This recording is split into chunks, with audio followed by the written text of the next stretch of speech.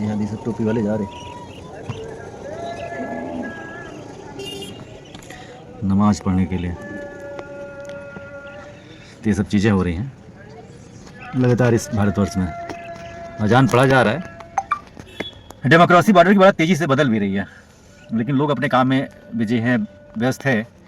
और हम लोगों का जो है जगाने का जो सपना है सनातनी जागे, लेकिन कोई जगता नहीं है। तो ये हम लोगों के लिए बड़ा जो है एक शोक का विषय है, एक गंभीर चिंतन करने का विषय है कि आने वाला फ्यूचर और जो दिख रहा है गजवा हिंद बन जाएगा, क्योंकि यहाँ पर इतना प्रयास किया जाता है, सारी एनर्जी लगा दी जाती है प्रोग्राम करने में, वीडियो बनाने में और लोगों को जागरूक करने के लिए, लेकिन लोग समझते नहीं हैं।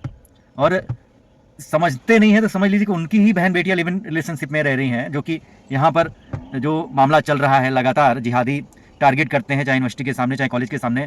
या वही बात करी जाती है कि मदरसा में जो शिक्षा दी जाती है कि चूँकि विदेशी फंडिंग आती है ना FCRA कानून के तहत, विदेशी फंडिंग आती है खाड़ी देशों से, 57 मुल्कों से और 85 देशों से, 85 क्रिश्चियन कंट्री से जो फंडिंग आती है इस्लामिक प्रचार प्रसार के लिए, और ईसाइयत है उसके प्रचार प्रसार के लिए। 85 मुल्कों से ईसाइयत के लिए आती है, रिप्रोडक्शन के लिए और कन्वर्जन के लिए। वही अगर बात करी जाए तो फंडिंग आती है खाड़ी देशों से, 57 मुल्कों से। तो बड़ा तेज़ी से भारत बन जाएगा इस्लामिक देश। और लगातार वो लोग ज़मीनी स्तर पे काम कर रहे हैं, कोई सुधरने के लिए तैयार नहीं है, कोई भी जगने के लिए तैयार नहीं है। सब लोग अपने कार्यों में जो है बिजी हैं, व्यर्थ हैं। माननीय जी लोग भी अपना भ्रष्टाचार करने में, करप्शन करने में बिजी हैं। आजकल के युवा भी जो है दारू पीने में लगे हुए हैं और वो क्लब जो भौतिक सुख है उसमें लेने में लगे हुए हैं।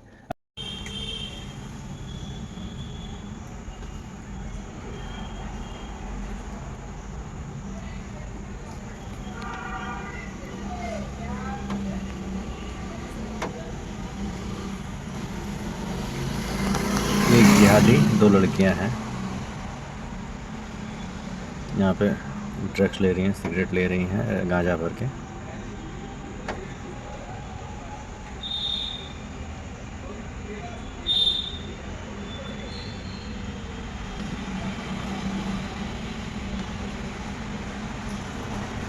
भारत कहाँ पे जा रहा है मोदी जी? बहन बेटियां कहाँ जा रही हैं? जिहादी एक आया है, देखो कैसे नशे की लत लगवा रहे हैं। सब बाहर से फंडिंग होती है, देखो क्या स्टाइल मारी जा रही है। देख, अरे देखा,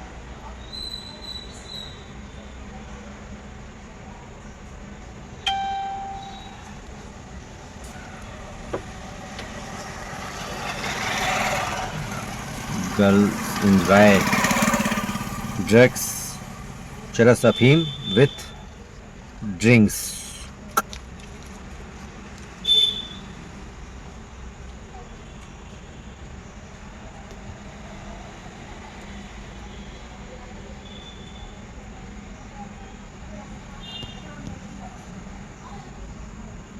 जिहादी बैठा हुआ है, बगल में कार से आए हैं, स्कूटी में बैठ गए, सब कर रहे हैं। बाकी कार में तो कर ही रहे थे। जागो विधायक, जागो जागो सांसद, जागो जागो माय लॉर्ड, जागो जागो सनातनी, जागो। ये सब लॉर्ड मैकाले की शिक्षा का ही असर है। गुरुकुल शिक्षा खत्म हो गई, नालंदा विश्वविद्यालय को जला दिया गया। महीनों तक जो है नालंदा विश्वविद्यालय जलती रही, वहाँ का पुस्तकालय जो भी थे, लाइब्रेरी था, जलते रहे। और तक्षशिला विश्वविद्यालय की जो भी किताबें थीं, पुस्तकालय था, सब जला दिए गए। ऐसे विक्रमाशील वाले जो विद्यालय थे सब जला दिए गए, मिटा दिए गए, सब कुछ नष्ट कर दिया गया। ऐसे 10 भारत के महा जो सनातन के गुरुकुल के और सनातन धर्म की पुस्तकें थी, योग विज्ञान, वैदिक विज्ञान, आयुर्वेद विज्ञान, साइंस, सब कुछ। कोई भी जो है राष्ट्रहित देश हित में कार्य करना नहीं चाहता है, क्योंकि शिक्षा ऐसी है ना। मैकाले ने जो किया था कि भारत के नस्लों को कैसे बर्बाद करना है, अपूर्णता बर्बाद करना है, वो अपने मिशन में कामयाब रहा। तो वही हमने अभी बात करी कि जो सिंध प्रांत था, तो जो भारत में आया, तो वहाँ आप लोग देख रहे हैं वहाँ पर भी कन्वर्जन हो रहा है। और जो सिंध जो है पाकिस्तान में चला गया, वहाँ पर जो जो आंकड़ा था तो वो मान के चलिए कि अब 1% बचे हैं, नहीं तो वो पहले 40 नहीं कह सकते हैं, बल्कि वो स्थिति थी कि जो है 19 और 10 का मतलब जो क्राइटेरिया था। लेकिन 19 और 10 के क्राइटेरिया में जब वो पाकिस्तान में जो चला गया, वो अपना सिंध जो है 1% पे आ गया। और यहाँ भारत में भी देखा जाए तो जो पाकिस्तान के बाद भारत में जो सिंध मिला, उसमें भी जो है बड़ा तेज़ी से मिशन काम कर रहा है। ये कन्वर्जन और धर्मांतरण, लव जिहाद, माइग्रेशन, ये सब चीज़ें चल रही हैं। तो ये देश के लिए बहुत बड़ा खतरा है। बाकी यहाँ के युवा, यहाँ के बहन बेटियाँ, यहाँ की औरतें, यही शिक्षा का कारण है कि वो लोग बड़ा तेज़ी से धर्म परिवर्तन कर रही हैं। कन्वर्जन हो रहा है, ज़मीनी स्तर से काम हो रहा है, घुसपैठिए भी आ रहे हैं। जैसे मान के चलिए कि भारत की लगती हुई सीमाएँ जो हैं 300 तहसीलें हैं, 300 की 300 तहसीलों की डेमोक्रेसी बदल चुकी है। जैसे चाहे वो पश्चिम बंगाल का बॉर्डर हो, चाहे झारखंड का बॉर्डर हो, चाहे आपका आसाम का बॉर्डर हो, चाहे नेपाल का बॉर्डर हो, पाकिस्तान का बॉर्डर हो, ऐसे 300 तहसीलें हैं। तो वो उनकी डेमोक्रेसी बड़ा तेज़ी से बदल रही है भारत की लगती हुई सीमाओं की। और बहुत प्री प्लान वे में काम चल रहा है मदरसा शिक्षा, जो कि भाई देखिए होता है ना कि धर्म की आज़ादी है, धर्मांतरण की नहीं। और अपने यहाँ गवर्नमेंट जो आर्टिकल्स जो बने हुए हैं, आर्टिकल चाहे 14 हो, चाहे आर्टिकल 28 हो, चाहे 29 हो, संविधान में भी यही लिखा हुआ है। आर्टिकल 30 में भी लिखा हुआ है, आर्टिकल 30 में, कि आप अपने जो भी है आप अपने धर्म के लिए आज़ाद हैं। लेकिन संविधान में ये नहीं लिखा हुआ है कि नहीं आप इस चीज़ को आप बैन कर सकते हैं और प्रॉपर अपने मजहबी तालीम देंगे, शिक्षा देंगे कि भारत को बर्बाद करना है, भारत को इस्लामिक मुल्क बनाना है। क्योंकि यह जिहादी मानसिकता जो कि पनप रही है ले डूबेगी। क्योंकि यहाँ पे तो नेता लोग लगे हुए हैं कि कैसे भी करके मोदी जी को हटाओ, मोदी जी को बर्बाद करो, मोदी जी को यहाँ से हटाओ। जातिगत जनगणना की बात करते हैं, बल्कि राहुल गांधी का अपना जो है खुद का अस्तित्व नहीं पता है, चूँकि वो खिचड़ी है। भाई आप लोगों को मैं बताना चाहूँगा कि राहुल गांधी जो है, गांधी इनका परिवार नहीं, पंडित नेहरू थे, गयासुद्दीन गाजी के पोते थे। और इंदिरा थी तो वो भी फिरोज खान की वाइफ थी। और जो फिरोज खान के यानी कि राजू खान जो थे, ये फिरोज खान के देखा जाए तो बेटे थे। और इन्होंने इटालियन वाइफ से शादी करी, यानी कि एंटोनियो माइनो से। तो वो एंटोनियो माइनो से शादी करने के बाद या किया तो वो फिरोज खान का पोता राहुल विच, जो आप लोगों ने इसकी जब गहन जांच हुई या जब वहाँ पे हमारे लोग पहुँचे जांच के लिए, बल्कि जहाँ से इन्होंने डिग्री लिया है, तो वहाँ पे ये पता चला कि हाँ ये लंदन में कुछ और है, ब्रिटिश में कुछ और नाम है, यानी कि राहुल विच करके नाम आया। तो ये सब चीज़ें, तो यहाँ पे धोखा दिया जा रहा है ना, सीधा सा मतलब। ये बताओ, फिरोज खान का पोता एंटोनियो माइनो का बेटा यानी कि ड्रीन भाई का, वो राष्ट्रभक्त कैसे हो सकता है? तो वो देश का जो इकोसिस्टम है बर्बाद करने के लिए राहुल वाली जो नीति है, इंडी गठबंधन, वो काम कर रही है। और वही बात करी जाए तो हाँ, लोकल पार्टियां भी भारत को बर्बाद करने, पहले जयचंद्र लोग रहा करते थे कि भारत को कैसे बर्बाद करना है। और एक तो अब यहाँ पे इतना तेजी से धर्मांतरण हो रहा है, बल्कि सपोर्ट ही पार्टियां करती हैं। तो अब एक मुस्लिम वोट पकड़नी है, क्योंकि मुस्लिम वोट एक तरफा पड़ता है। अभी मान के 2027 में चुनाव होने वाला है और लोकल पार्टियां भी काम करें, बिहार में भी चुनाव चल रहा है, तो उसको लेकर के अब अपने सनातनी लोग नहीं जगेंगे तो कैसे काम चलेगा? अब वही बात मैं बारंबार दोहराना चाहूँगा, कब तक मोदी जी साथ खड़े रहेंगे? मोदी जी की एक आयु है, योगी जी की एक आयु है, वो लोग लड़ रहे हैं। जब तक हम लोग नहीं जगेंगे तब तक कैसे देश का कल्याण होगा? और वो लोग तो अपने स्तर से जो भी उनसे बन पड़ता है, लोकतांत्रिक व्यवस्था के तहत वो लोग कार्य कर रहे हैं, लेकिन हम लोगों को भी तो कुछ करना पड़ेगा।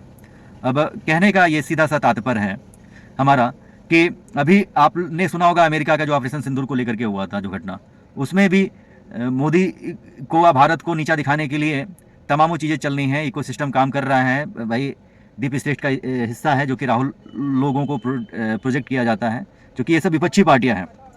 तो हमारे मोदी जी ने ये हमेशा ये बोला है कि मोदी जी का ये कहना है कि हमारी सरकार भारतवर्ष के नवनिर्माण में जुटी है, जिसमें पार्लियामेंट से लेकर के पंचायत तक देश का कोई भी हिस्सा विकास की धारा से अछूता नहीं रहेगा। तो वो मेहनत कर रहे हैं।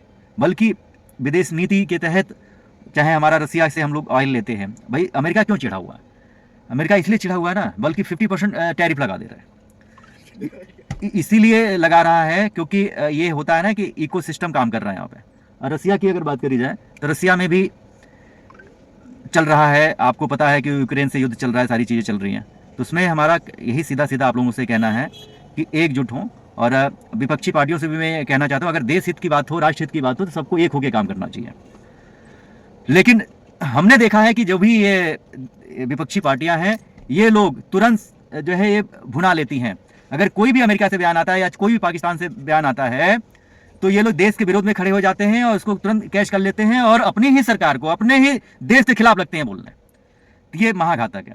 तो इसको हम लोगों को भी समझना पड़ेगा, सनातनियों को भी समझना पड़ेगा। सरकारें कर रही हैं, हम लोगों को भी जागना होगा, जागरूक होना पड़ेगा।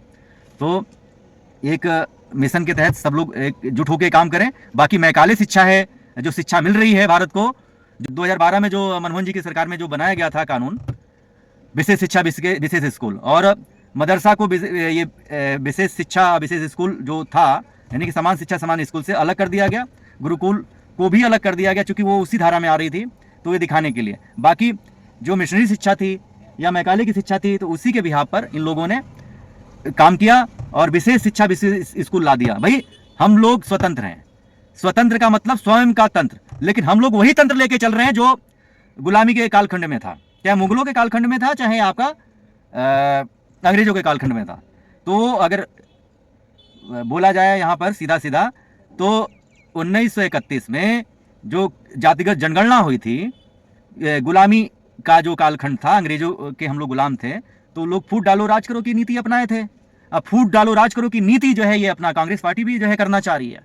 तो फूट डालो राज करो की नीति से अगर ये कहता है जातिगत जनगणना होनी चाहिए, तो जातिगत जनगणना 1931 में जब हुआ, तो ये 1500-1600 वर्ष में आप खुद सोचिए कि चाहे वह लाल कृष्ण आडवाणी हो, चाहे राम जेठमलानी हो के पिताजी, आकाश चोपड़ा के पिताजी, चाहे सुनील दत्त के पिताजी, चाहे देवानंद, पाकिस्तान से यहाँ पे क्यों भारत में लिए जब बंटवारा हुआ, तो भाई जातिगत जनगणना हुई।